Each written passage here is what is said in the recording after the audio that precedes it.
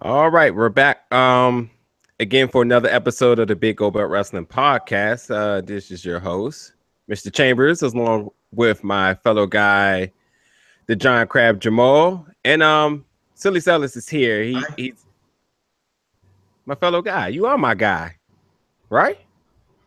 Are you not my guy? Oh. You not my guy? No, I'm a guy. Okay. I'm not your guy. Okay. Well, a guy, Giant Crab Jamal. Thank you. And Silly Celis is here. He will be he'll be coming on in about 5 minutes. He had a quick emergency to step away, but nonetheless, we're here. And you guys have roared, sending me text messages, a lot of YouTube feedback and Twitter, and it was a no-brainer. We brought back Caitlin. How's it going? Hi guys.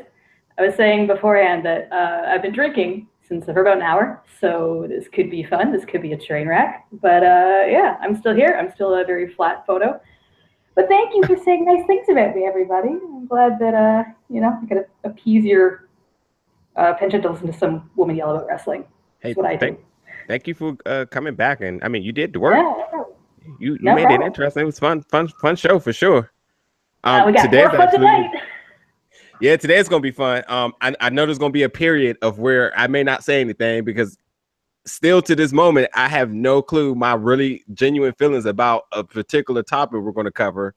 But we'll talk about some brighter news, which absolutely isn't really so bright either because I'm a little bit jealous and I'm hating inside. But the Mae Young Classic is starting today, officially day one.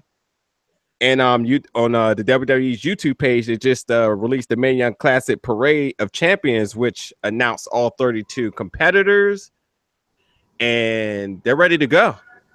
And that's it. That's all we get to see. Nothing else. And we're not there, and that sucks because we were gonna go and we didn't, and it sucks because we have to wait till August something.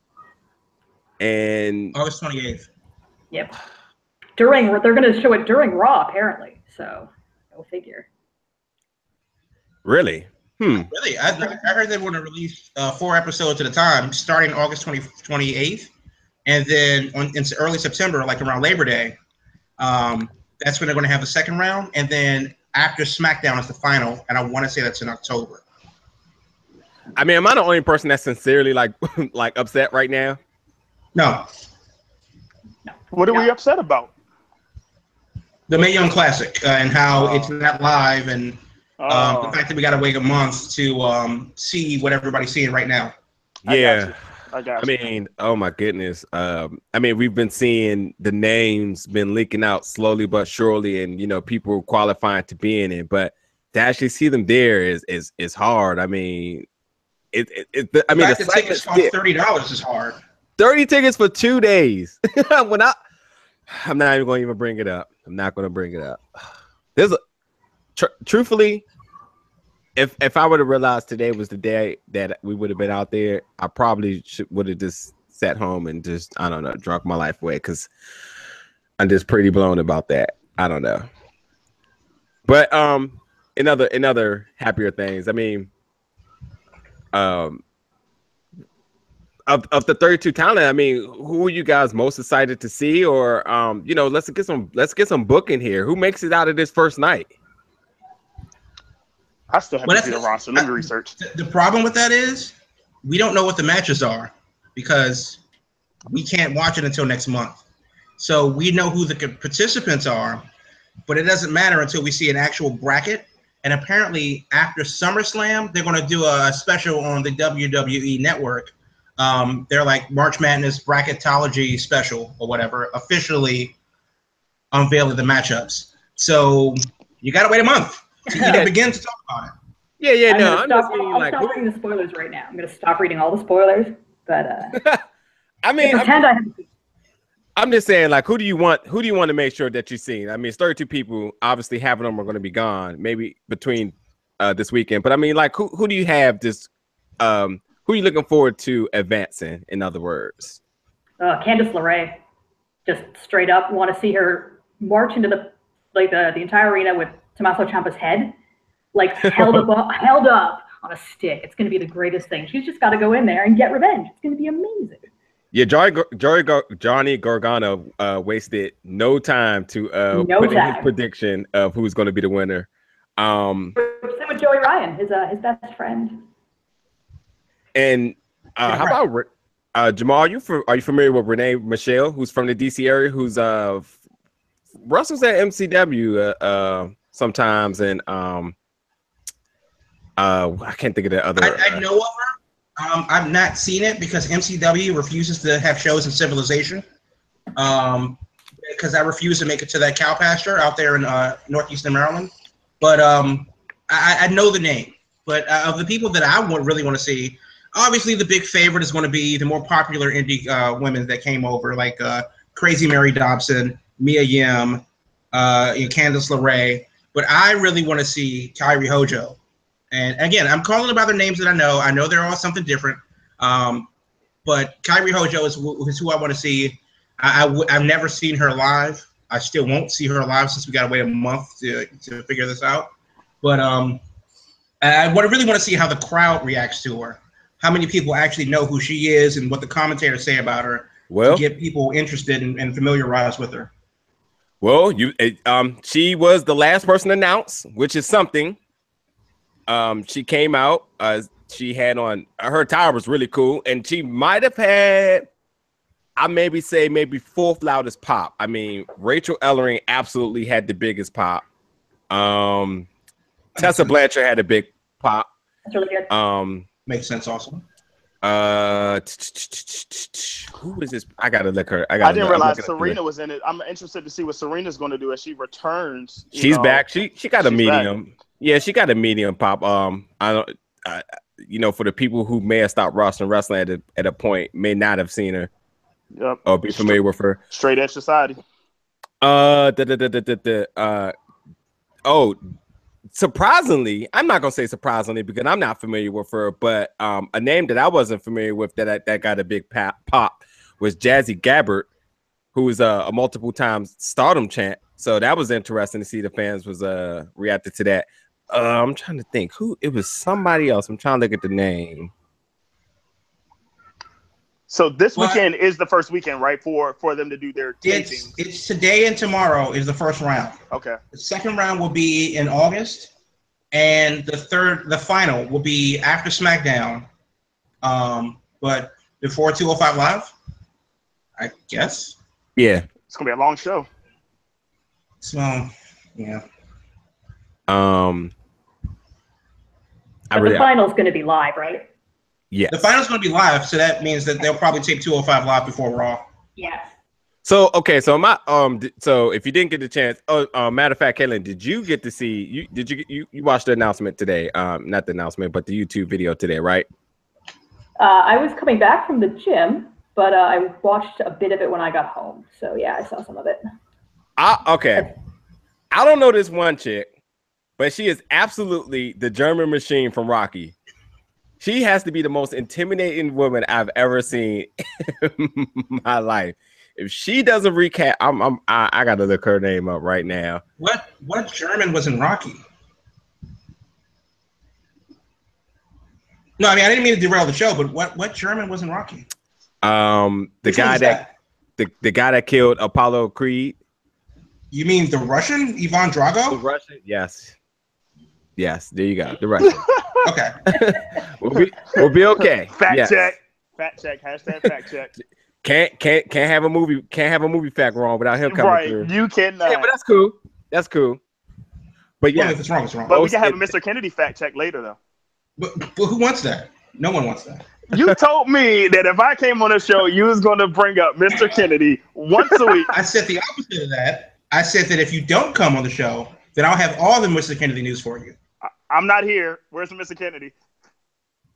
Anywho, but all right, but anyway, I'll look at that way. Moving on, but so do you think this is a good strategy about how they're deploying the episodes, doing pre-tapings for 2 nights, and then deploying them over the months, and then the live show eventually? I mean, is this a better strategy than what they did with the CWC?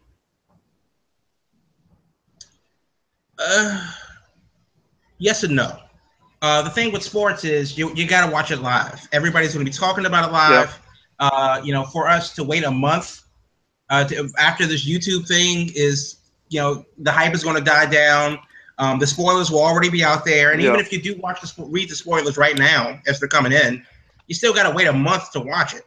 So unless you're reading those spoilers, every day until middle of August, going to August 28th. That's even not worse. really going to matter. So obviously live would be preferable, but it's really tough to do it live because it's a long show. Yeah. So I guess the question is, should they have done this like in addition to NXT tapings? But they only do those once a month too. So I really don't know what you do. Yeah, I mean, I don't know. I think about this. I think about the Cruiserweight Classic, and better yet, we know how the internet can ruin spoilers and just ruin events. Period. Sort of say. I mean, which kind of the transition to the next topic. AJ Styles defeated Kevin Owens for the U.S. Championship at a house show, and it was cool. It sort of broke the internet, got all the way around. People went crazy, and it changed the perspective about anything. One, because now you go to a house show because you don't expect much. I mean, you don't expect commentary teams to be there and the cameras. I mean, it's just the house show feel.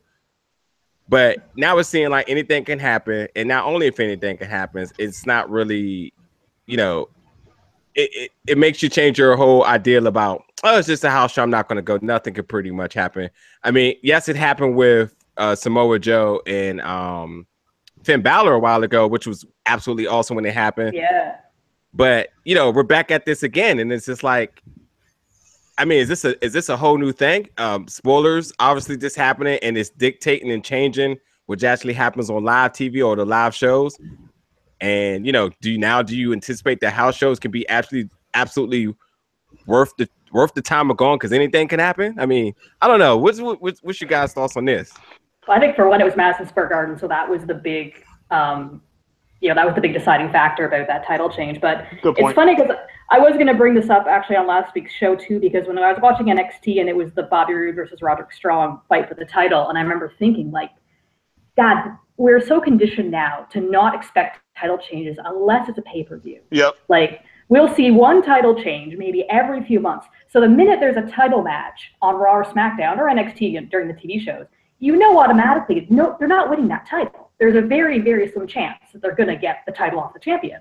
So the fact that they can pull it off at a house show like Madison Square Garden or the one where Samoa Joe won it in like Massachusetts or Wisconsin or wherever that was, that's something that really does kind of shake you out of that complacency and make you think that, oh, well, okay, so anything can happen. And I feel like, WWE is so bad for that. Like they are just very set in only doing title changes on, pay-per-views instead of, God, when I was watching during the Attitude Era, they would change the title on Raw pretty frequently. So I don't know. It really does just kind of shake you out of this mindset that it can only happen at a certain place in time. So I thought it was a really great thing that they did. I thought it was amazing they did that, actually. I love Kevin Owens, but I thought that was really cool for MSG. MSG sold out for that, didn't they? Like, wasn't it? It was a sold out show. Yeah. Yeah, so that was good. Yeah. Anyways. Caitlin, throwing that back to you. Do you remember when that happened with the Samoa Joe and Finn Balor when they had that title change? What year was that? That's 2016 or 2015? Yeah, I think it was. Oh, geez. It would have been 2015 because Shinsuke. No, sorry. It would have been probably early last year because Shinsuke had the belt by Gotcha. Toronto. So yeah, it would have been probably spring 2016. And just to add to your point, because you had every talking point, I was going to say it doesn't happen frequent enough, but it happens enough where you remember it. So, for example, it's go ahead. It was April. April 2016. Nice. So basically, no, I'm just going to say that's the point that you made is that it actually makes you really remember it. So in that way, maybe they are succeeding in making you think that, oh, I'm really going to remember when that happened. Yep. So, I mean, I think it's great. It should happen, but I don't think it should happen too much. But you have to think that anything can happen at any time. And the way the internet community is, regardless of what happens, it's going to spread. You're going to get, some feed about it on Twitter. You're going to get some mentions. So anytime you get a conversation about that in any type of social aspect, I think that brings good publicity to WWE, but you don't want to make sure you do it too often. But for titles like even the NXT title, you can stay secondary to what the SmackDown world title or the Universal title will be. It's not that big of a scale, but the U.S. Intercontinental, those titles could change hands and have a great impact for what it is for the show. Yeah, I don't know. I mean, I guess the whole aspect now is like now again, if you see a good number of people within the camera crew and you see commentary, now you're like, okay, kind of spoiling the fact that something's going to happen at this show. So, but for me, the one thing I like about house shows is because it definitely feels different than a live show. It's more intimate and matches are worked a little bit different. But Madison Square Garden, the prestigiousness of it, and I guess at a sense because how big they make it for being there, they try to make sure that the fans get their money's worth in a sense. And I guess that was the reason why they did it. But nonetheless, I'm pretty happy for AJ having a belt and hopefully making it relevant again. John Cena obviously returns and has his eyes on it at some point. So, we'll see how that happens. But speaking of that, to change, let's throw this question to you now. Think about this. You have John Cena, Rusev, Kevin Owens, and AJ Styles, which could arguably be your top 4 superstars on SmackDown. They're all competing for the U.S. title. Do you think that's good or bad? Good, because anything that's going to, make the U.S. Championship as fun and exciting ever since the Open Challenge is good. It's good to go. But that doesn't bring down gender at all, right? No. I mean, first of all, Jinder having a belt alone is just it is what it is, and he's still ultimately going to be the biggest heel on SmackDown, and he has the belt for their reasons. I mean, you're still having a marketing for the India tour, and his storyline is the most intriguing to me still for SmackDown. Yep. And he's proven he could do the work. And this is just, I think, hopefully, if it's booked the way I would like it to be booked, this is just the beginning of it. So, gotcha. We'll see. Gotcha. So I'm not even gonna lie. I'm sitting here watching the Mae Young Classic Parade of Champions again, and yeah, I'm pretty blown that I'm not there. Just have to emphasize that again. We just missed it, man. We had it all planned out and everything. Kaylin, honestly, I might just end up doing what you do and just read spoilers. Like I'm just let's just so be it. I have no shame about spoilers, guys. I won't spoil it for anybody else, but I'm not precious about spoiling things for myself. What if the world ends tomorrow? We don't know. Maybe Trump could start a war with North Korea and we could all die. Like, I want to know who wins. I'm not going to my grave not knowing who wins. Like, come on. Come on. Live for today. Carpe diem. Well, Great Balls of Fire happened. And, balls. My predictions, balls, WWE balls, which was not the official hashtag, but for some reason we all used it. I was gonna say the people who really was out here for the puns was using it, and it was absolutely hilarious. But it happened, and it was a very interesting card. First of all, I didn't give it the time of day initially because of the name, but it happened, and I don't think it was a bad pay-per-view at all. The only thing that was bad about it is that Krabby didn't get a chance to do his Ball family hashtag balls there, where he get to list the whole Ball family as he did last week. You want to go through those names again one more time? Nope. You sure? I mean, I'm very sure. Lavernius Ball and Lithanian Ball. I'm just all those names. I don't know. Those are balls that I'm not familiar with. But instead of going down the whole card and basically recapping it, let's just talk about some highs and lows about it. Obviously I'll start off with my absolute low, and I just have no clue how in the world a Heath Slater and Kurt Hawkins match absolutely made it on this card, and I don't know how I made it on this show. Yeah, like, okay, wasn't planned, sure. But Heath Slater defeated Kurt Hawkins on the pay-per-view in which Finn Balor was not even on the card at all? How? What? They co-headlined the card. Basically. I'm okay with that. You're okay with that? Why are you okay with that, Krabby? Because number one, I don't like Finn Balor. Number two, Kurt Hawkins is a star, and so is Heath Slater. So if that was 5 minutes, I'm sure that was a hell of a 5 minutes. I can tell you that nobody saw it. I didn't. It happened, but no one saw it. I mean, for the record, I didn't watch the pay-per-view. The only thing that I saw was Jordan Grace being, for reasons, unbeknownst. Apparently, she likes parking lots, and she was checking out the structural integrity of the American Airlines Center parking lot in Dallas, and then, oh my God, there's a rogue ambulance, and stuff and things happen. Watch it. I didn't care, and but I'm damn shamed that I missed that Heath Slater and Kurt Hawkins though. Yeah, I can tell you that the cameras didn't get that, but they did get AJ Styles beating Kevin Owens at a house show. So it's crazy how the camera crew is pretty biased about people, you know. Kaylin, what about you? Oh God, the minute that Hawkins came out with his jobber entrance and there was no music or anything, and then Heath showed up, I'm at a watching party, and I just said to the guys, I'm like, guys, this is getting interrupted. Like, there's no way this match is finishing. This is going to be the intermission until we cut back to the ambulance. And that's exactly what happened, because I'm like, oh no, we didn't get like the fun Hawkins facts. Like, this is like, you know, this is a false beginning. And yeah, that's what happened. We never saw the ending. I just think that the real kick in the ass was the fact that you could hear the announcement that like Heath Slater wins, and you can hear it in the back while they're focusing on the ambulance. I'm going, oh God, like that is insult to injury. Those poor guys. But you know, whatever. They made it work. They co-headlined. They had some fun about it on Twitter afterwards. So yeah, they took the joke really well. Like it was good on them. I'm glad that there are people that fill that position. But yeah, no, the ambulance match was great. When Roman speared himself into the ambulance, we all cheered at my party. We just started freaking out and screaming. It was the greatest moment. And then, then he went full heel and tried to kill Braun Strowman. And, murder's great. It gets you a title shot.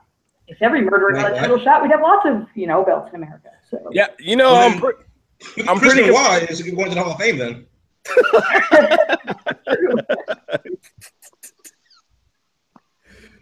Oh my goodness. How do we respond back from that one? Well, it's true. What do you mean by murder, though? He tried to kill him. Oh, okay. How the match was work? Roman Reigns tried to murder Braun Strowman. And not even joking. I went to the bathroom because I'm like, oh, this is probably done. And then I'm in the bathroom and I hear just my dudes just like screaming. I'm like, oh no, what happened? And I go out and the ambulance is smashed. And I'm like, oh, okay, well, it's not great for Braun. But he's probably going to explode out of the back of the ruined ambulance and, paint the walls with his blood.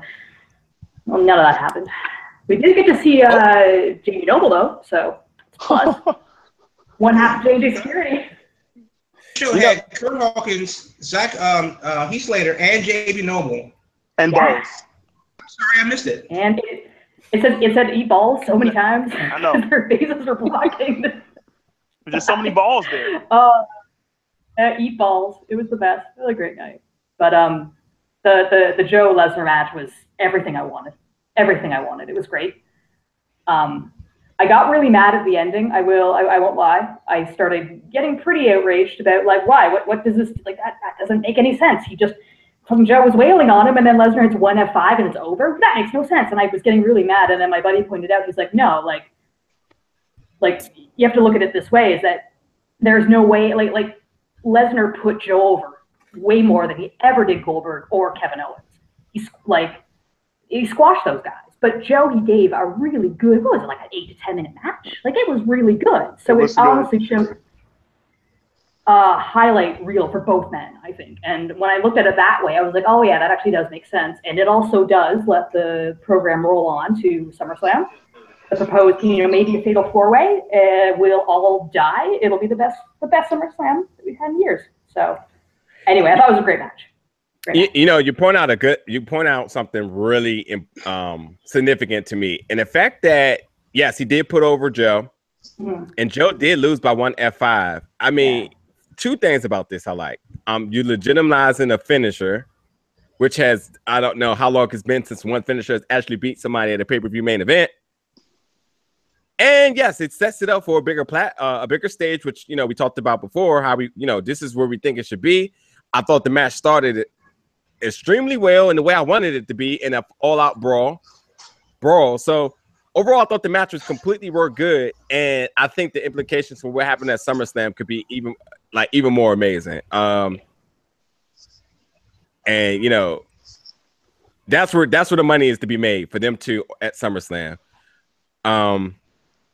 But also, I have to say that Joe has been probably the most interesting thing ever since he won the #1 contender, as far as his work, his promos, everything. He's just I'm even starting to notice that he's starting to bring out the best of Brock. Like Brock legitimately has just been squashing people, and it's just like you can't take anybody serious. But I still legitimately feel that Joe is the most legitimate threat that he's had since. Mm-hmm. Yep. So I'm really excited about how the Universal Championship picture is being handled. Another I don't know. I'm sure you guys probably feel different about this. I do not like the ending for the Hardy Boys and Cesaro and Sheamus match. I mean, what happened? He basically had an opportunity to first of all, a lot of people on Twitter were saying like they didn't feel like this match was even supposed to be booked that way, or the finish wasn't supposed to be booked that way. But nonetheless, Jeff Hardy came within 1 second of a 3 count at the last second of the 30-minute Iron Man, and he ended up not getting it. Thus, if he would have, it would have tied it up 4-4, and it would have went to a sudden death. But it didn't happen, and then it just looked really sloppy. However, on the contrary, Cesaro ring IQ looked, was smart towards how the match was worked and trying to escape and avoid him to to run down time. But nonetheless, it just moves was rushed, and it just looked a lot out of misplaced. And I definitely don't think this is one of their best matches ever. I agree with that. It definitely wasn't. Well, part of the problem with Iron Man matches is that they seem to do the whole either beat the clock, will the person let the clock decide? They did it with Bayley versus Sasha in NXT at least once, where they had the final fall was decided within seconds of the final bell ring. Yep. And apparently this was the same thing, and of course Bret Hart and Shawn Michaels. That was another one where, oh my God, who's going to win? The other Iron Man match, I want to say it was maybe Shawn Michaels and Razor Ramon, something like that. But either way, it all comes down to like the last 5 seconds, and that seems to be like a common trope with Iron Man matches. And I don't know. I think Cesaro and the Hardy Boys, especially the Hardy Boys, and I don't like them being stuck in limbo. Either they need to get a new gimmick or go full on broken and say, let the lawyers come. And Cesaro and Sheamus, I still don't buy them as a tag team, but I never have. I agree. I agree. And, the broken gimmick is everything everybody's been waiting for. And this is the closest they've been to really revealing it and hitting it was the promo that they cut on Raw this week. Yep. And, do you guys think, is this the right time? I mean, should they be preparing this for SummerSlam? Is that when it should happen? Honestly, it's a big tease. I don't think it's ever going to happen. I think they should squash it. Yeah, as much as I want the broken gimmick to happen, I just don't think WWE is going to pull the trigger on it. I just don't think it's going to happen. The problem that WWE seems to have is that they force pop culture instead of letting it mature organically. Exactly. I agree with that totally. In TNA, the broken gimmick, in New Japan and Ring of Honor, the Elite, these things are taking on a life of its own because it's exactly, the kids agree, because it's growing organically, and instead of just going, well, this is the thing that you're going to like, no matter how many times that you want to see it. Right. Exactly. That's WWE's way of doing things nowadays. I agree. One thing for me though, just to add to that, I don't mean to cut you off tomorrow. Did you want to finish your point though? No, go ahead. One thing that I would say that was a real good spotlight or positive of the pay-per-view was storytelling, as how storylines continue towards SummerSlam, I thought they were very effective. What they did with Big Cass. Again, like Caitlin said, what they did with Brock Lesnar and Joe, even though the finish might not be what everybody wanted, it was still storyline progression to one of the major 4 pay-per-views. However, one storyline that I was not in favor of, even though he did get the win, Bray Wyatt. To me, that was a downfall for me. Even though it was an opening match, it wasn't a bad match. But to me, this was like a pointless win for Bray. Bray has never got a win when he needed the most. Even that Elimination Chamber match, from what we found out what it was at Mania, to me, that was a wasted win opportunity. So I just want to know what they're going to do with Bray. Are they all in or are they not all in? So use that to what you want to do. Do you want him to be a top demon? I mean, make him legitimate. I just didn't feel like Seth didn't lose anything by him losing that match. More, I just don't know how to feel about that. Why are we not getting Bray Wyatt versus Finn Balor? That's what I want to know. Like, that's a great that question. solves the issue. That solves the issue of what you do with both of them. Like, it gives you a really kind of weird, dark, supernatural storyline. And as far as I know, a lot of fans really want that. We really want to see that matchup. And what are you doing with Finn right now? Like, he's not even on the card. Like, just let him fight. Let him fight Bray, and they have they have a tailor-made storyline there. You don't have a story with Seth. Put Seth in a program with Dean. I'm sorry, like, I just want to see Seth and Dean fight forever. And, make Dean the heel here. Like, play off of what happened on Monday Night Raw. Like, you can't turn the program that quickly on either of them. I know that, but that's what I want to have happen next. Like, if I could change creative, I think that's probably the better way to go for both, especially with SummerSlam. Those are matches we want to see. Not like, I don't know. I don't really care to see Bray versus Seth again because it was pretty. You're right. It was not the best match. Sadly.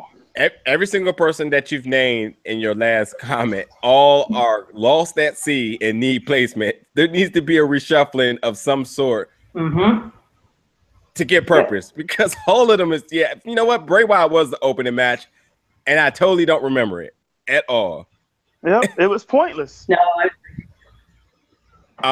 and by the way, Enzo was talking way too much for me. Trying to get points over that made no sense. Big Cass music was just absolutely trash. You didn't like it? No. And it's so trash that eventually once you get through about the maybe the second, third loop, it sounds like Tommy Ends or Aleister Black's music mixed in. So it's just I'll be surprised if he has that throughout the whole year, but it's absolute trash. And he's trash on mic, so them two just need to just stay away from. They need to just end that feud now. And I don't know. Big Cass needs a mouthpiece if he's ever going to be a top heel because he is absolutely garbage on mic. Absolutely. He didn't do bad. When he did that, opening monologue before the Big Show came out, which I think will be his SummerSlam match. I wouldn't be surprised if on the pre-show. That's so pointless. But it's a way that once again, think about this now. The last time Big Show put over somebody, whether it was at a house show or on TV, that person became champion. Who? Oh, Jinder? Yep. I'm just saying. I'm sorry, that's what Big Show does. He puts over people. I don't know. Big Show puts over everybody. We'll see. What were you gonna say, Caitlin? I just said Big Show puts over everybody, and he's a star maker. That Big Show. All I know is, like, forget this. We're talking about the Raw brand. We need the revival to have some purpose here. They came out and attacked the Hardys. That's cool, but we sincerely need them to be fully involved in the title picture and doing what they do best, and that's being top guys all day. As far as that, The Miz is good, and other than that, nothing else to say about the pay-per-view because that's it. Any other comments? I just ate a lot of food shaped like balls. That was my WWE balls night. We had a theme. We were like, everybody has to bring food shaped like balls. That's all we're gonna do, and that's what we did. So it's a lot of meatballs there, huh? We actually didn't have meatballs, but we did have Timbits. Oh, no, okay. we did have Timbits, which I think Dunkin' Donuts has an equivalent donut holes. I'm not sure. Yeah, but yeah, ball shaped things. Sounds good. Snowballs, like those coconut covered things. Yeah, it was a good night. It was a fun night. But it was a better pay-per-view than I was expecting. I'll like myself here and say that I've always been Team Raw. I don't understand the wave of hatred it got for a very long time. And SmackDown Live, so much better. What's such a better show? Like, it's not. I'm sorry. I'm not into SmackDown Live at all. The fact that it is kind of crashing and burning right now is filling me with joy. I've always been Team Raw because I'm a Seth Rollins girl. So, good for Raw for pulling out a very good pay-per-view. And I thought it was great. It was a good night. I don't remember much now because it's been a week, but it's been a few days. I forgot everything. So, but yeah, I had a lot of fun. Good stuff. Maybe, I don't know, maybe it's just the name and I just had low expectations going into it, but I did, finish watching and I was like, that wasn't that bad. It wasn't brutally painful like Fastlane, which was absolutely horrible. But, I got so blackout drunk watching Fastlane, like you guys have no idea. It was like cirrhosis level drunk. So Fastlane, the worst pay-per-view I've watched all year because I passed out. My 75-year-old father loved the name Great Balls of Fire. I'll tell you that. He was very into it. He thought, Great Balls of Fire. That's great, Jerry Lee Lewis. I'm like, yes, Dad, that's exactly what I got. He knows nothing about wrestling, so it's very fun. But yeah. You definitely said 7 years old. That's Vince McMahon's age, correct? 75. My dad is 5 years above Vince, but he's not vascular as Vince, unfortunately. Nobody is. I'm pretty sure. No problem with that, though. No. Oh, okay. I am going to let either Caitlin or Jamal bring in this next topic because I really do not know how to go about it. There it is. What are we talking about? You know what we're talking about. Mr. Okay. Kennedy? Mr. Kennedy. It is about Mr. Kennedy. Actually, I'm going to be honest with you. I did look for any news on Mr. Kennedy that would be of interest to anybody outside of his cats. And I'm still looking. Thank you. We'll see next week. The night's not over. Oh, no, it is. It definitely is. I'm going to look up something from you, and I'll text it to you. Does that count? Does that count? Hey, man, you're his biggest fan. You should be having his news. I should have his news once a week. I should. But it's okay. There isn't news. That's the problem. Yeah. Okay, so then fine, we'll get into this, I guess. Paige and Del Rio, I actually have this as Do We Care because I just don't care about them anymore. There was an incident earlier in the week at Orlando International Airport, and Paige told a very different story than what could have been, that what was found out. Originally, Paige said that her and Del Rio walked through the airport. They called the cops on an obnoxious fan that threw a drink in Del Rio's face, but then the police report came out and said that it was a domestic incident.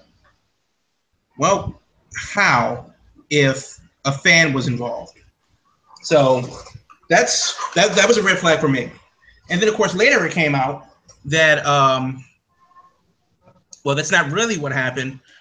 Paige got some bad news about a family member who was in the hospital back in England, and that sucks. Get well soon, Uncle Stu. But Del Rio, had some unflattering words for him. Well, I hope he dies. But they had a fight, and at that time the fan, saw them and was like, "Oh, hey, big fan, what's going on here?" Okay, this is clearly the wrong time. You think? I'll see myself out now. But then managed to record the whole thing and send it to TMZ, so that's great. Stand-up guy. And in the video obtained by TMZ, or audio rather, obtained by TMZ, you can hear Paige and Del Rio yelling at each other about how they just basically a fight between a married couple. No one was arrested. No one was charged with anything. The Orlando police were looking into it. Global Force Wrestling, which is what they're calling themselves this week, suspended Alberto Del Rio pending the results of the investigation.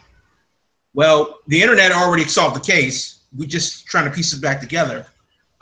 So we don't know, because he's their ultimate champion. They have 3 heavyweight championship belts, and he definitely has 2 of them. So I don't know what that means for them. Oddly enough, and I got this in the news, but I'll just spill it now. Del Rio is kind of split in the backstage locker room at TNA. They don't know what to make of this. If the rumors are true, do you shelve him and keep him? Because he brings a lot of money to the Latin fans, the Spanish-speaking world, and they're trying to sink that deal with AAA in Mexico. And Del Rio, obviously a Mexican national, could definitely help them with that market, same way that Jinder Mahal is helping them WWE in India.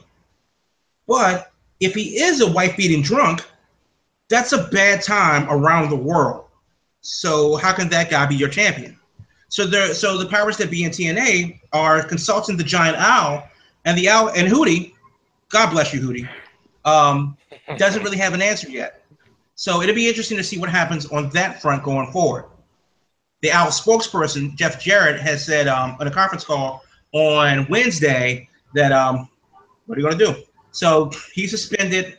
They only tape once every 6 months anyway, so that's not really a problem yet. But it really will be interesting to see what legally comes of this situation. Now, on Paige's side of the thing, Paige's family has been speaking out against Del Rio, and Paige's brother and owner of a wrestling school in Norwich, England, Zach Bevis, let's go with Bevis. He said on his Facebook page on July 11th, and I quote, "I've got too much to say, and I'm very worried about my sister. Please keep an eye on her. She had one prick known as Brad Maddox." Well, she had two, actually. But who took advantage of an 18-year-old girl. Time out. What happened? What I missed? That's a technical foul. Technical foul on Jamal. Can you repeat this? Fair enough. I'm sorry, I laughed. Could you repeat that line again? Start with she had one prick known as Brad Maddox who took advantage of an 18-year-old girl, physically and mentally abused her. And now she's now she's with a control freak who thinks he's a tough guy because he beats my sister and has money to cover his tracks. I love my sister, and she will end up like Whitney Houston or Amy Winehouse. Please share this. I want the world to know that I care about my little sister. Everyone keep an eye on her. You'll be angry at me, assumedly talking to Paige at this time, but I love you, and I'm writing this on behalf of all of the Knights. So, we know how his some harsh words. We know how his Paige's right. We know how Paige's family feels.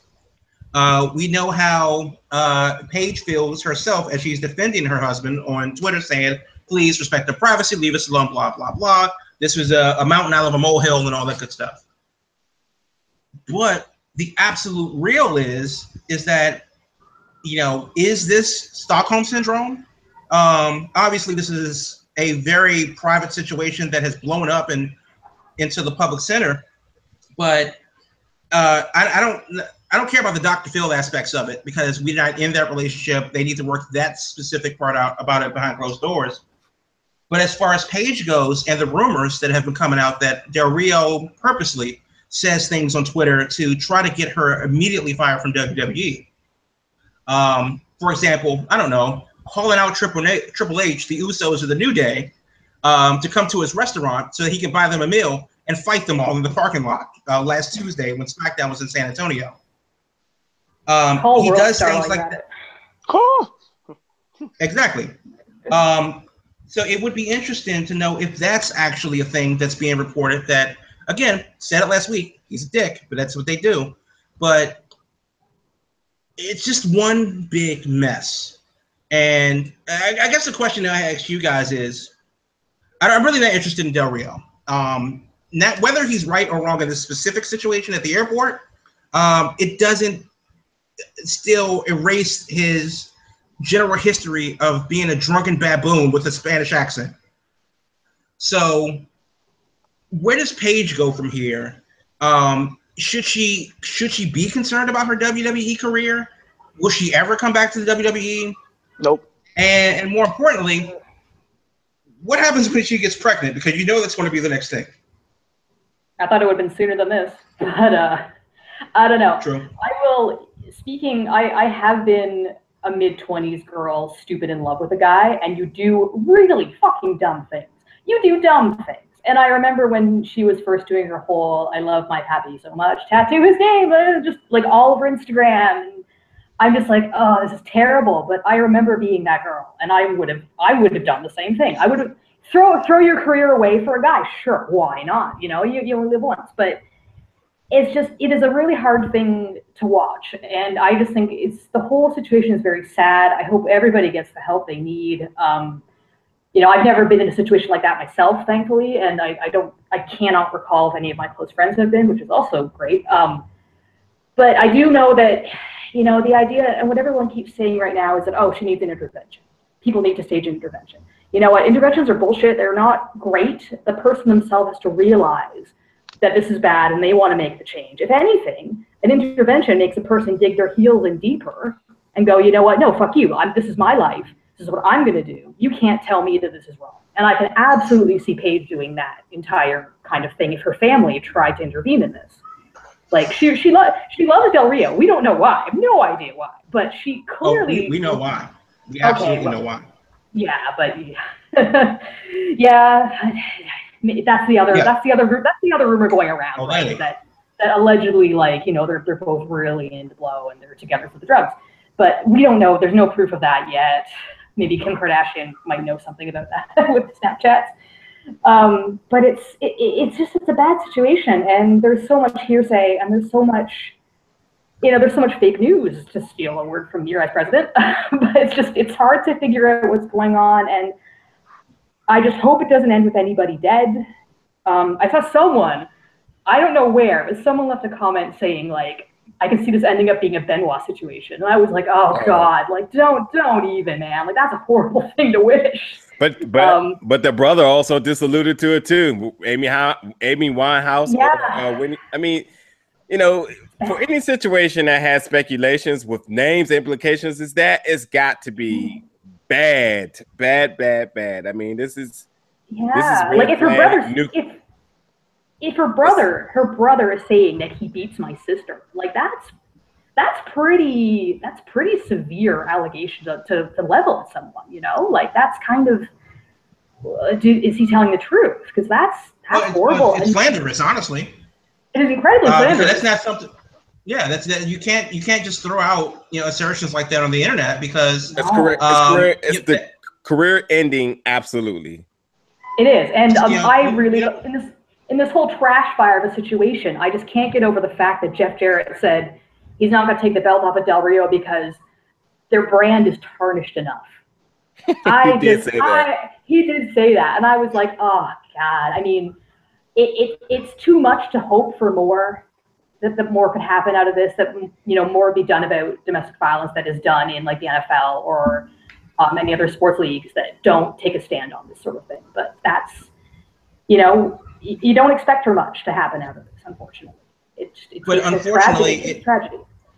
It does take two willing participants to want to remedy the situation. And and again, I don't, unless you are like a social worker or something like that. I know that I'm not, and I'm not in the domestic violence situation, nor have I ever been. But when you see something going wrong, you got to know that there's one side, and then there's another side, and somebody's got to realize that this is not the way to go about doing things. And hopefully, they'll get it together, both from a career standpoint, which is the only thing I care about because I know her from the wrestling.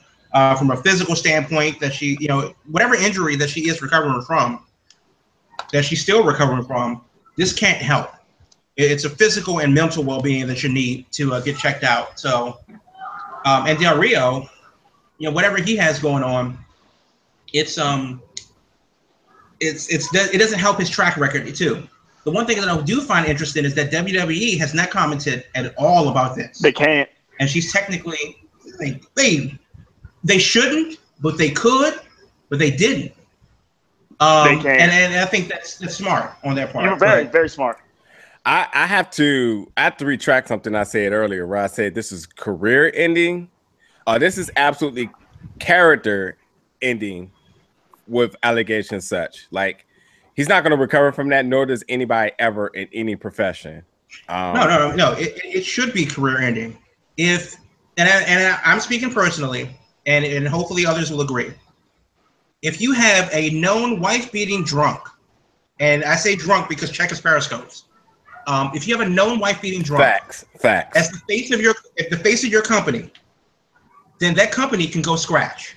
That's not someone that you need as the representation of your brand. Yep. So hopefully these salacious allegations are absolutely unfounded. Hopefully, and nobody else was there except those involved. Hopefully, it's one big overblown exaggeration. But if it ain't, and I bet dollars to donuts that it ain't, then El Del Rio, I'm not going to say should, but it should be increasingly difficult for him to work again, especially since you're based on a business of trust. It's not like he has, a resume that he can hand to a promoter, but you have to sell something to the promoter. And there's not anything that you're going to sell over being, it's akin to Chris Benoit, aside from the murder aspect of it, but it's so morally reprehensible that there's no coming back from it. I was going to ask that transition because, and once again, I hate to do this reference, but you have to think about how China went through her life. Could this be something similar, as you mentioned, Benoit, China? Is this to that certain level that both for Del Rio and Paige, that they're going through this together? And when 2 Chainz, when you say career suicide, I mean, it's, in a way, it all relates. Would you agree, Jamal? Or? Well, we don't know. We know of Paige, the character. Right. And we assume that Paige, the character, is a hyper extended section of Soraya Knight, the person. Right. It's an amplified version of that person. Gotcha. But we don't know that person. And we just hope that whoever that person actually is, maybe she is that girl who's, 25 or whatever she is now, and she's living the dream.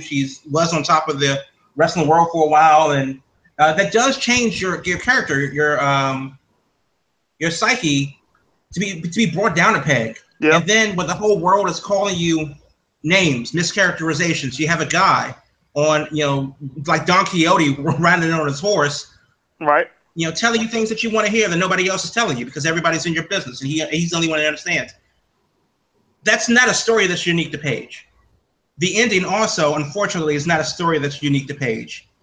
And you can ask Mariah Carey or Taylor Swift or Pink or Kesha or, and those are just the names that I know about what happens when you wind up with a bad dude. And then your career suffers for it. Yep. So except for Adele. Hopefully. I don't know who Adele is. I'm just except for Adele. Stop. Just go ahead. I'm about to say stop while you hit 2 Chainz. Okay. But you make excellent points, like thoroughly. Yeah. Yeah, that's a thing. That's a thing. And we just hope that at the end of the day that we see Paige, the character that we know and love, on TV again. And we hope that for the family, to put that bit of business out there is a bold move. But I think it comes from a genuine place, and that's unfortunate. Yep. Because you don't throw bombs like that on the internet if you don't mean it. No, not at all. Now, let me ask you something very interesting I'm thinking about right now. You said we only know Paige, the character, and then the first thing that came to my mind is like, well, we do have a sort of a peek of how she is inside of her life with Total Divas. But let me just step back from that for a second. Total Divas has not officially released her from this next upcoming season. Do you think that they are looking at this situation as money to be made, or in the form of somehow this ends with some form of happy ending? No, I don't think so either. I've never seen a single episode of Total Divas, but it's a television show, and in North America, television shows can't end on a sad note. So there's a difference between playfully ignorant and holy shit, you need to get your life together. There's a different type of thing. Total Divas is still supposed to be a fun, bubbly, upbeat show where they just get into general mischief. Yep. Like, oh, Dean didn't talk to me today, or John Cena wears too many ties, or I hate his cologne, blah, blah, blah. Right. Not like Dean has a heroin addiction and he just beat up a prostitute. Right. They're not doing that on Total Divas. Agreed. And this is a very serious situation between Paige and Del Rio, having allegations of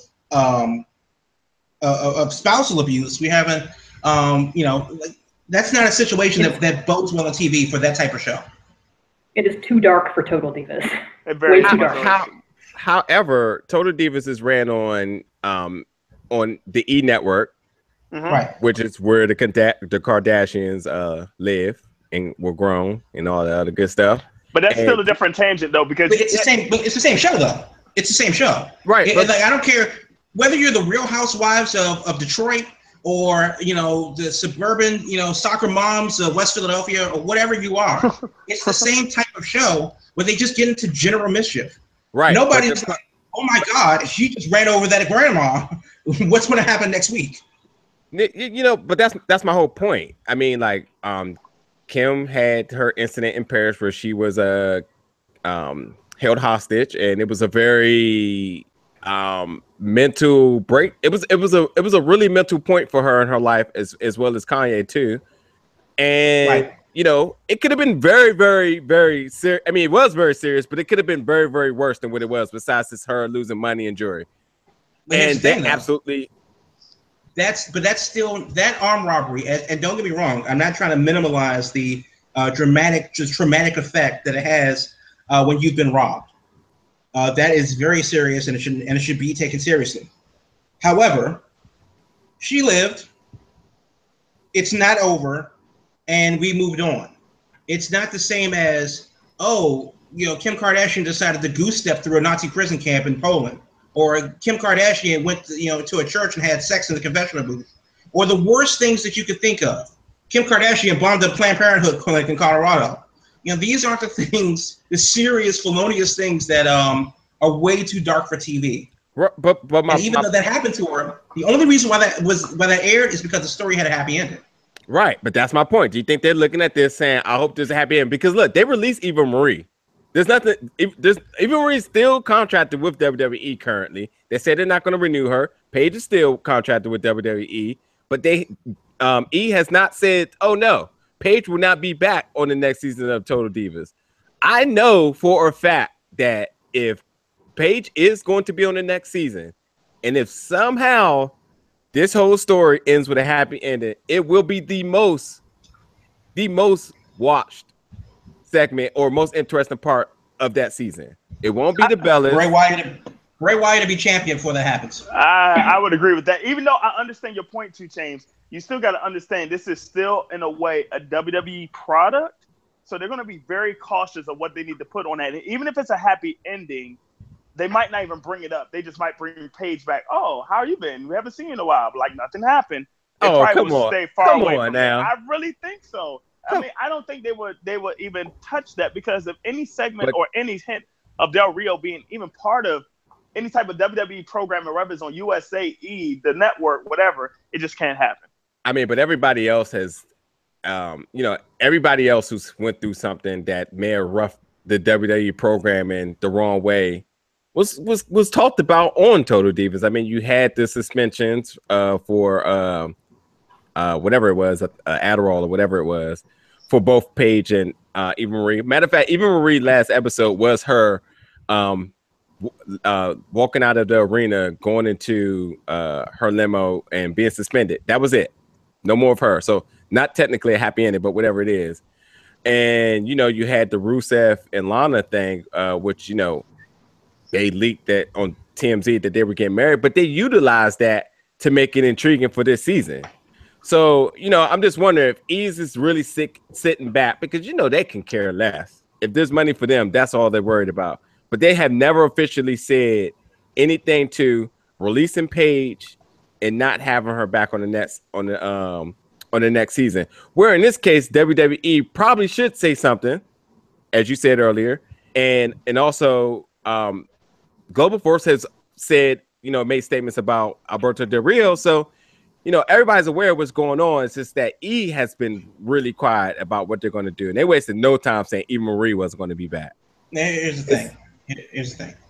You cannot make money off of domestic violence. But here's the real question, though. Here's the real question. Can we replace Paige with JoJo? And can we do that now? JoJo should never left. So you're right. She was on there. That's a situation that kind of went away real quickly. Dude, I'm sorry, Very but quickly. This is sad to say, but that statement you said is absolutely not true. People love drama, no matter what it is. I mean, that's what World Star Hip Hop is what it is, because there's the wrong kind of drama, though. It is. World Star Hip Hop doesn't reach 1/10 of what traditional news sources reach. And I know it may be popular on the school ground and some dudes around the water cooler, But I'm telling you, like real marketable news. It shouldn't even be a thing. Can't make money off of it. That's just my point. It shouldn't even be a thing. Right. But I mean, you know, domestic violence is a very serious thing. But you know, in the realm of trash TV, people like anything that has drama by any means, infidelity, abuse, or just whatever. That's what people pay to see. And I'm just really sitting back thinking, like, wonder why E hasn't said anything towards Paige in the next season of Total Divas. And the other thing is, I wonder if Paige is allowed to come back. How does that affect other people who have really marketable brands, such as the Bellas? They wouldn't want to be affiliated on the show with such. So I know there's going to be some roughing of other stars that's being put on there for that reason. But I don't know. It's just a bad situation all the way around, and we just can't emphasize that enough. Well, it's a story that involves alleged illicit drug use and alleged domestic battery. I don't see a sponsor that's going to back that show. I can't either. And all I can do is wish the best for them, but stay away from it. Stay away. Yeah. Yep. Let's move on. So yesterday, if I'm not mistaken, Caitlin, PWG announced their participants for the Battle of LA 2007. Another, I wish I was going to. How much you said tickets were again, Jamal? They start at $65. If you can get them. Yeah, that.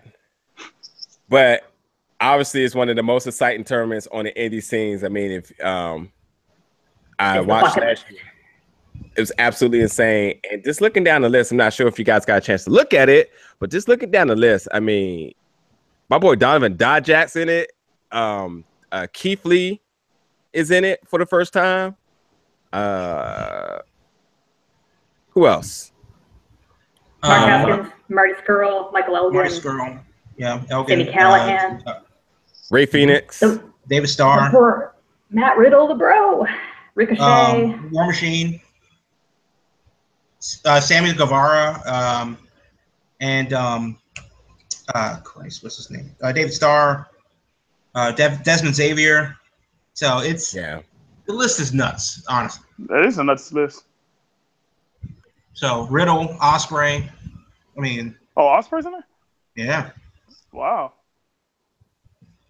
So that's going to be nuts. So they got to do it live. I mean, come on, PWG, what are you doing? Hey, stream it on Twitch. Yeah. Yes. Stream it on Twitch and have us glued to our seats for 3 days. Absolutely. Don't want to miss it. Bananas. I love it.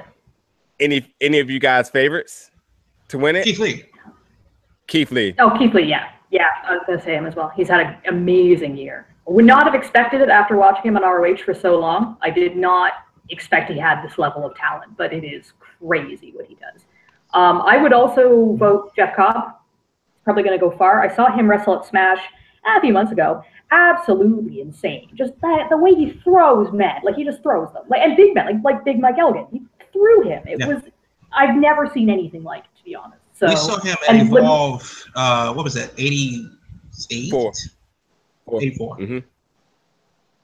Yeah, it's crazy. He's a hell of a guy, really nice guy, and just wrecks men. So like he's gonna go really far, I think. Skrull won it last year. Yep. I don't know. I don't think there's ever been a 2-time winner in BOLA. I don't think he'd take it again, but he's going to go far. He doesn't need the win. He does not need the win. He's doing fine right now with BOLA Club. He's selling more merch than I think anybody, except for maybe the Young Bucks. But just the exposure and the fact that he will still do like BOLA is phenomenal for his brand and his name. He looks great. I think Sammy Callahan will do a good job. He's been also really fantastic on the scene. Matt Riddle too. Ricochet always puts up a good fight. I think it's going to be great. It's going to be good. I'm mostly sad about the fact that my favorite wrestler in the world, Dalton Castle, did not make it this year. He was on last year. He got eliminated. I might have cried. So no Dalton. I don't care that much. But I think it's just going to be a good show all around. Yeah. Yeah, it usually Can't is. name a winner. Just Keith Lee. Just Keith Lee will probably win. And well deserved if he does. What about our boy Dijak? How far do you think he'll go? I know one thing. He will face Keith Lee, Mm-hmm. no matter what. Actually, I'm looking. Has the bracket been set up? Yeah. No, I just see the participants. I haven't seen that. I haven't seen the bracket. Yeah, Keith Lee. I have not seen a bracket. Yeah, I just searched that quick. Yeah. Again, I'm puzzled because it's the fact of not being able to go. But yes, come on, PWG. Let's get that live streamed. Twitch is absolutely the way to go. You're not going to make no money on your YouTube because obviously the new policies that's changed. So let's do it on Twitch and we'll get that tipping thing going, so we can so the fans can enjoy it live. For all the people that can. Actually, with that being said, I know I looked maybe last year, I think it was, but how is the whole ticketing system work for them? I mean, the ticketing system, they're not using because I know last year when it came out, the tickets sold out in like 15 minutes. Is they just using the standard link, or why is it so difficult? I mean, it's like you buying tickets for Evolve. They send you to another site and you buy the tickets there. But it's just that the places are pretty small though. Say that again. I can hear you. Do want to hear you.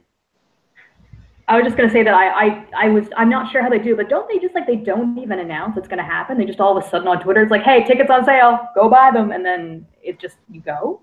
That's pretty much. That's what happened. Yeah, because that's funny because that's exactly when I started following PWG because I was like, whoa, if it's like that, you gotta be hip. Mm-hmm, exactly.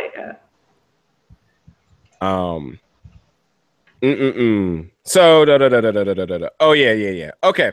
So, moving on to our last topic before we get into the end of the show, just wondering what you guys are speculating with this Kurt Angle and Corey Graves storyline of this mysterious caller that knows their life. Obviously, it's a female of some sort, because I'm sure Kurt Angle isn't on TV telling he loved somebody verbally in a very passionate way. What if it's his illegitimate son? Could be a legitimate son. Kennedy. Oh, Chad Gable Angle.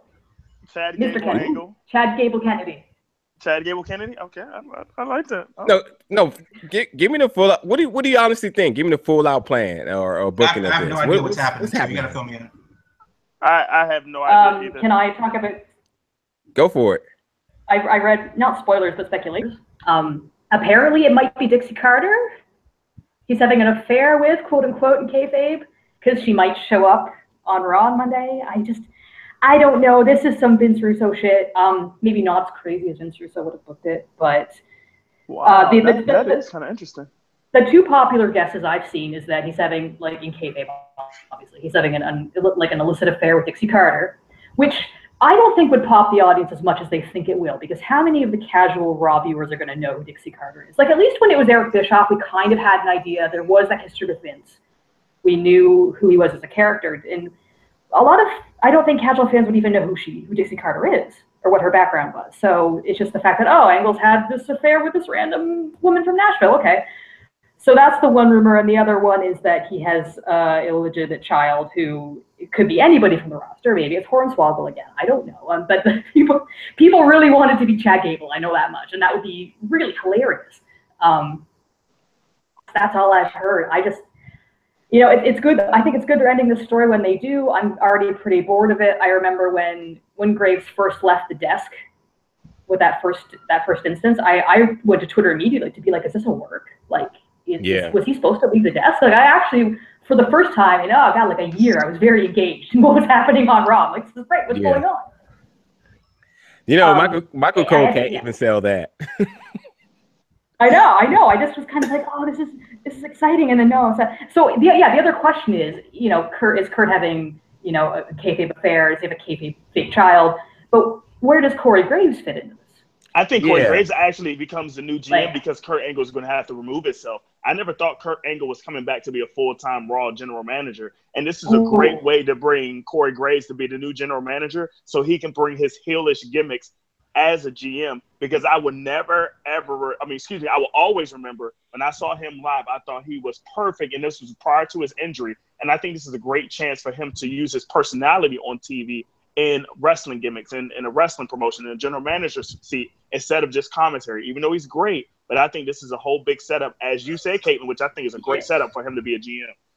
The other thing I forgot to mention about the illegitimate child thing is that a lot of people are guessing that the mother of the illegitimate child might be Stephanie McMahon.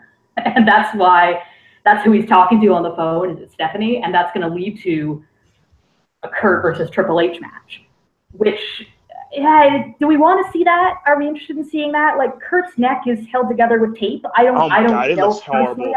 I don't know if I really want to see it. But if he feels like he has one more match in him, and God knows Triple H probably has like 5 more matches in him, maybe more. He's going to wrestle this year, though. Yeah, like he's doing okay. Let's not forget that. Like Kurt Angle will wrestle several times this year. And somehow he's making it work. So maybe we will get that match. But that might be another thing we see on Monday. We might see Stephanie and Triple H come back on Monday. So tune in. That's as far as I was with it. I was like, maybe I think Stephanie and Triple H returns, and they set up Kurt Angle for a SummerSlam match, which he's been very vocal about. I mean, he's just got this new series that just released on the network, and all the timing is right for it, But anywho, I am curious to see where it goes, and I am very, very happy that Corey Graves is involved in something instead of having to deal with Booker T's and Michael Cole's foolishness at the table all the time. So I never thought I would miss David Otunga. What? But part of the reason why I don't watch Raw is because I can't stand Michael Cole. But I know that I can't tolerate Michael Cole and Booker T at the same time. I mean, they should just let Corey Graves do a Joey Styles thing and just call it by himself. But I mean, sure. And Raw has a lot of problems, and there are other reasons why I don't watch it. But I definitely can't stand Booker T. Like, ugh. 5 times. No. 5 times. 5. I mean, that was great 20 years ago, but King no. Booker. Okay, that was great 15 years ago. Anyway, let's get ready to move on to the show. Anybody want to bring anything else before we wrap this up? Yes. Do we care? Mr. Kennedy. Oh, okay. No, you don't get to do that. That's not your. That's not your segment. I'm sorry. Kaylee, have anything else for me? Move on towards the news and ending segment. Kaylee. I think she was Somalian internet up there. She used to have my internet, my old internet. Basically. Oh, okay. Yeah, technical difficulties. Not anymore. You should see. So, all right. So we're just gonna go for it and keep moving. So the news. There's a lot of news, and aside from Paige and Del Rio, the Mae Young Classic, and the stuff the big things. Let's start off first with Mickie James. One of the big gripes that I have about the Mae Young Classic is they should have promoted it better. It was a thing that they announced at WrestleMania, and we've been speculating it since before then, but then it's just here. And now that it's taped tonight, it's just here. We've seen the results, and the results are still coming in. And then we won't be able to see them until next month. And it just feels a bit anticlimactic listening to that. And you have all these other women like Emma, Summer Rae, Becky Lynch, and Dana Brooke. What are they doing? Could they have been in the Mae Young Classic? Maybe took out some matches with some people that are going to be in it and lose or whatever. But there should have been a way to hype the thing on Raw instead of on Twitter. And I say Mickie James because if you want to see Mickie James, she's going to be doing an appearance at Little Caesars tomorrow. So you have the Mae Young Classic, which is amazing. Can I ask you one question real quick? Shoot. Little Caesars, because, the $5 pizza, you're in and out. I just want to know, at what spacing is there for anybody besides you, the cash register, and the person on the other side of the cash register? They're not going to give her a desk. They're just going to tell her to stand up, and she's going to sign some pizzas. Sign pizzas?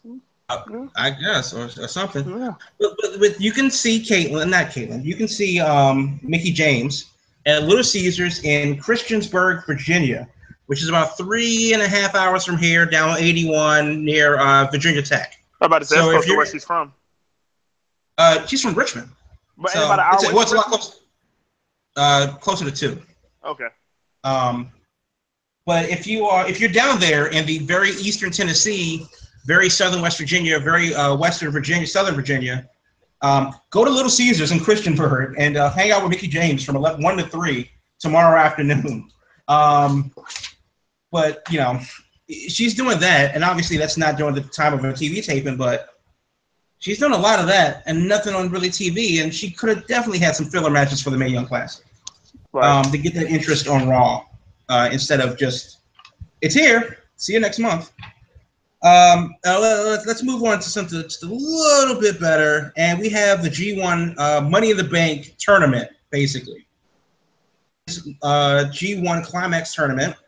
It's a yearly tournament, and the reason why I call it Money in the Bank is because they give you a briefcase that holds the contract for a title shot at Wrestle Kingdom in January. Mm-hmm. Well, they've announced their card, and the G1 looks just amazing. And there's several dates. It's a long tournament, about month and a half long, and it happens all over Japan.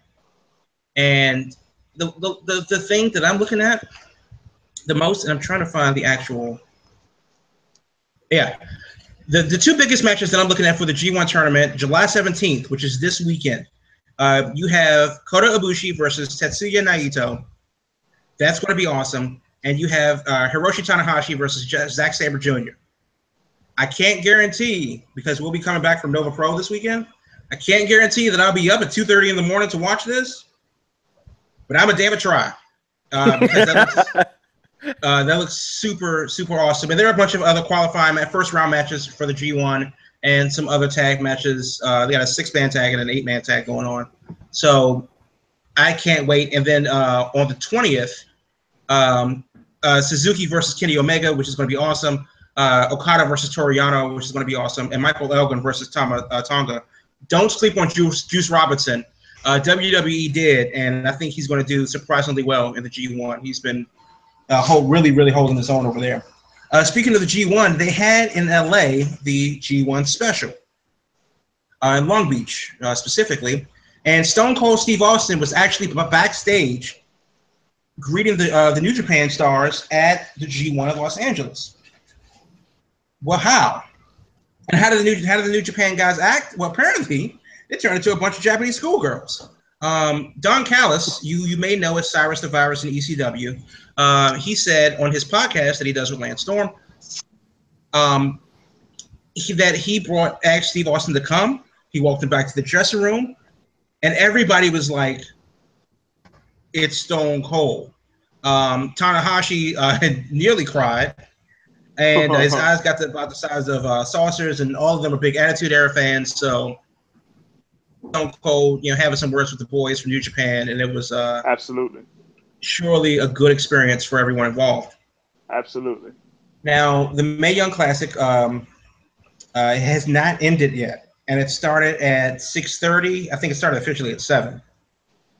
Long show, as the first round is 3 hours, and they're going to do it again tomorrow, and they're not finished yet. So I don't know if that's something that they could have aired if they were to air the first round, because it would suck to go already down there for 2 hours, but and to see half of a show. But back on Raw, Enzo Amore and Colin Cassidy broke up. That, I guess. Yeah, a little bit. Apparently, there's some real live backstage heat on Enzo Amore. 2 Chainz brought that up. Now, he's a bit of a loudmouth, and again, his character works so well is because his character is actually him times 1,000. Okay, cool. Except a lot of guys don't like that, and the rumors is that Enzo is getting the Miz treatment and that he's not allowed to be dressing in the backstage area. They're telling him go kick rocks if you're trying to hang with us. Roman Reigns threw his dumb ass off the bus a couple days ago when he started running his mouth. So what does that mean for Colin Cassidy? They're actually boys and they actually know each other. Well, apparently Cass has some heat on him too, because Cass is a big time Donald J. Trump fan.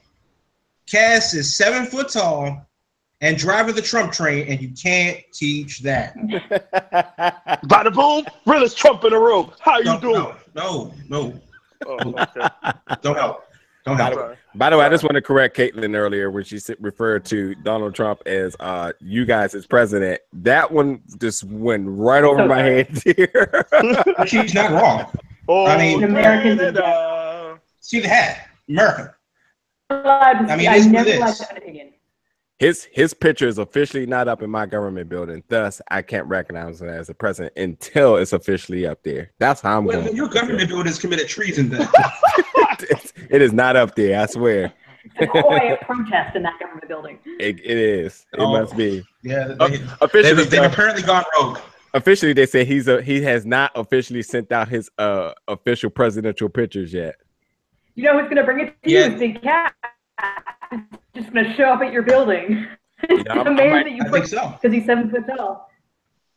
That's going to have to happen. So Rich Brennan, who went on WrestleZone's podcast, and he said that how did he get that way? Did one of the boys give him a hard time because of the emo leak for Trump Jr.? Did he piss off a road agent? Something like that or not? I don't want to say twisted with this kind of stuff, but this guy has some heat on someone. Well, who is it? So the idea is that both Enzo and Cass are teammates for life, as they're both catching major heat together equally. Raw is coming to DC on July 24th. So not this Monday, the Monday after. Yeah, not going. Tickets start at $20. Toronto, the Raw will be at the ACC in Toronto on August 7th. Jurassic Park. What? Jurassic Park. You know, if you're a Raptors fan, Jurassic Park. Oh dear God. Okay. No. Jurassic Park. No. It is a thing. Yes. We are getting, and we're getting SmackDown the next night too. So. Right. I spent all my money on Ring of Honor, so I can't go. Oh. Good decision. I'm going to Death Before Dishonor in Vegas. I'm totally fine with. Oh yes, I need to go back to Death Before Dishonor. It was a great show. Yeah. Absolutely.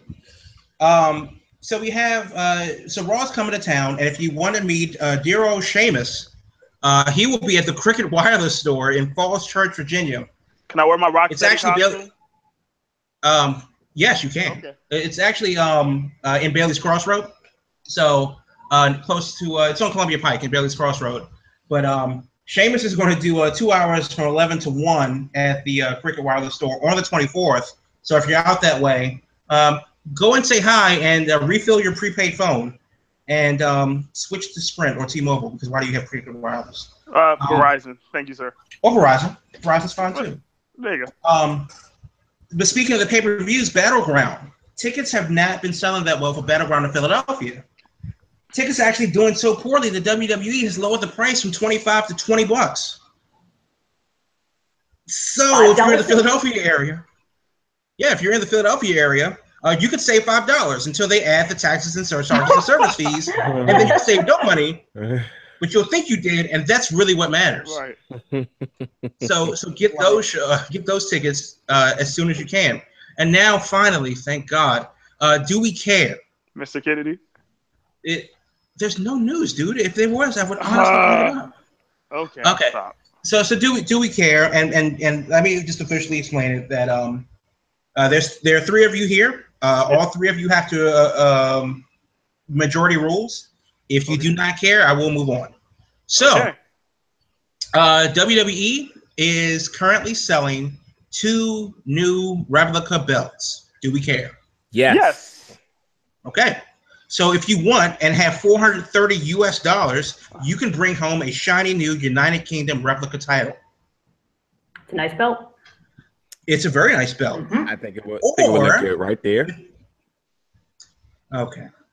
Or if you have $483, you can buy the New Day Championship belt, which is a special collector's edition belt commemorating their 483 days as your tag team champions of the world. There are only 483 made. Oh my God. $483. So if you want to get it now, because by the time that I've said this, they're probably sold out already. God, that's like $600 Canadian. So, yeah.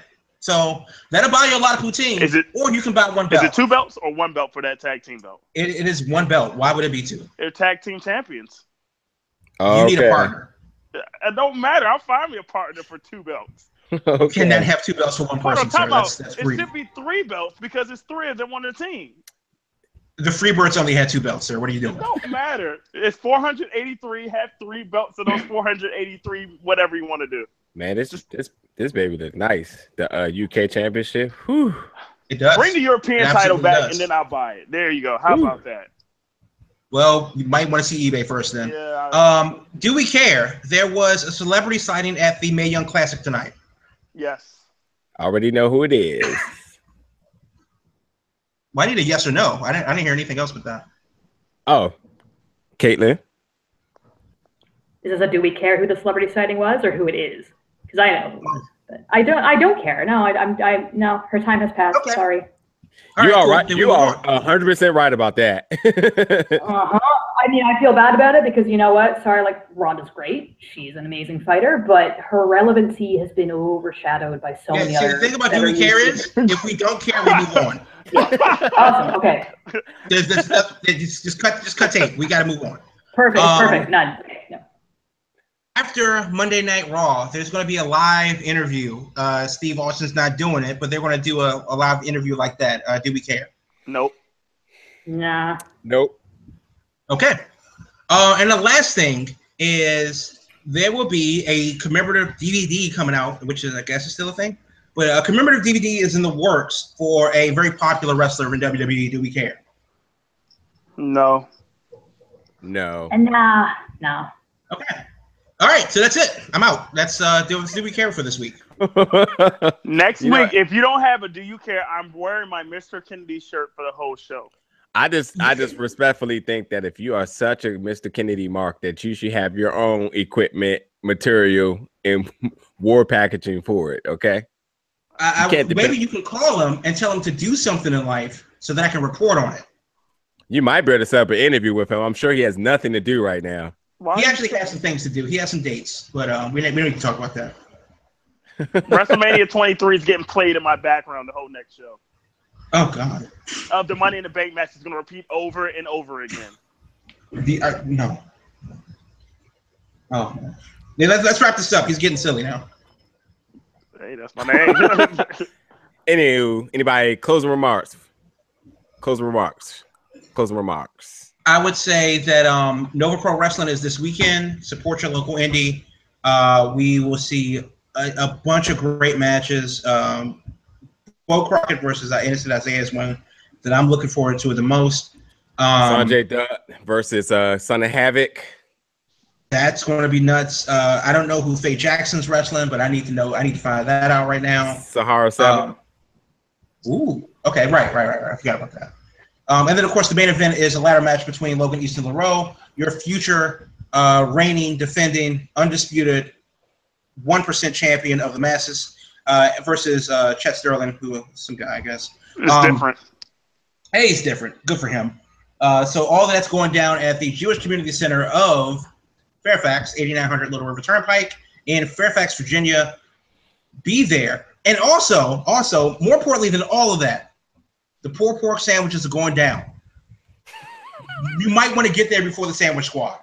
I know that I'm coming hungry because I will be coming directly from work.